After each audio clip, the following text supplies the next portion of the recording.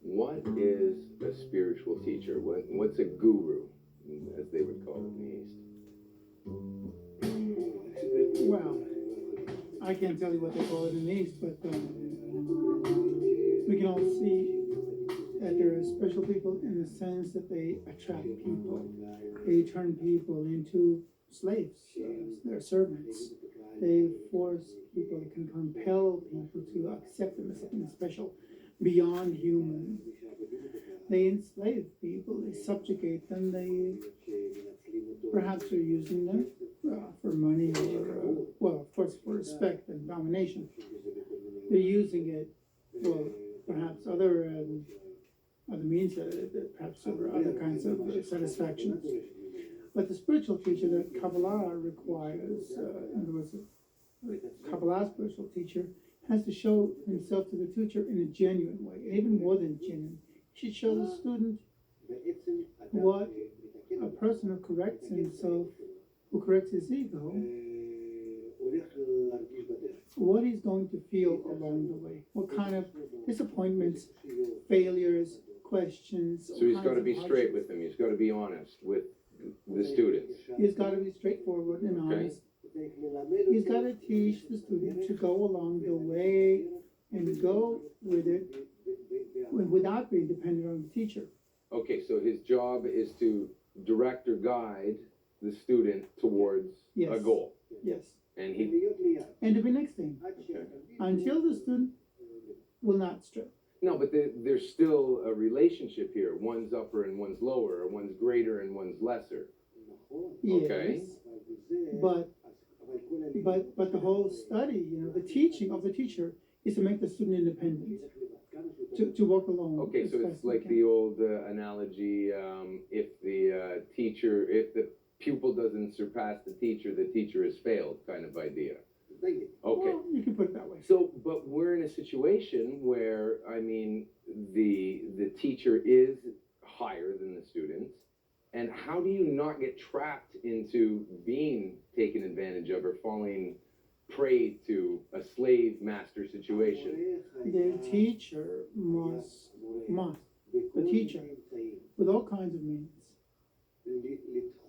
reject the student from himself, confuse the student, play all kinds of tricks on the student, so the student doesn't or can't attach to him, like a small one and a greater one, or he's got to give him a hard time. But how can I, as the student, discern what's going on there? Discern if you or any other guide is being straight, is being honest. How do I know? A real teacher, takes you and shows you where to go, to the Creator, and shows you how to be closer and closer to Him. Well, the teacher himself only explains the way. That's it. Like a school teacher. Just like that. Okay. While he himself, the teacher, hides himself as if, I'm just giving you the way to But I, as the pupil, am not really going to believe or trust him if I don't believe he's great and has something that I want, that I don't have. How can you test if it's great? Only by your desire. If you want a certain purpose, you think about it, and he explains it to you in a rational way about how to advance, how to come closer, and you have a desire for that goal, and the teacher explains what to do with that desire, how to work with it. So with your own logic, with what you have in your own heart and mind, you understand that he is the right one for you. You have no other tools. You can't test him or measure him before you come to his place. So you use the tools you have. That in line. But don't believe. It's not about believing. It's about criticizing him, and you test if he's really the right one to turn you, to give you a method to turn yourself into something spiritual. Okay, so I have to have some trust in a teacher, do I not? Can I criticize everything and scrutinize everything he says? Yes. I have to take some things on faith, so to speak. You have no. Okay. No, not on faith. There is no faith here. No Okay. faith. There's a test here. Criticism, intellectual and emotional only. Okay, so I have to feel it within me if you are giving me the right information. It has to feel right within me. Yes, you feel that according to your desire and to your. Okay, a lot of the spiritual teachers, though, that we see that end up, the students end up in bad situations, they end up being taken advantage of, money, sexual, whatever it may be, they are following something that they want, their desire to receive for self, pleasure, and, a teacher may say, well, it's this way and it's going to feel good. So how can I escape following something that's going to be good for me? In Kabbalah, a teacher is someone who doesn't bring the student pleasure, but suffering.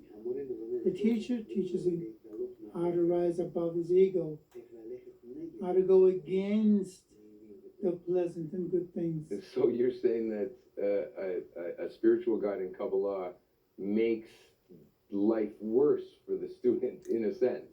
Of course, of course. Is this a loving Yes. thing to do? Moreover, just, the more you advance, the more you start hating him. You start Hating the thinking, teacher. you Okay. you wanna wait for him to die Okay. because he's making your life bitter.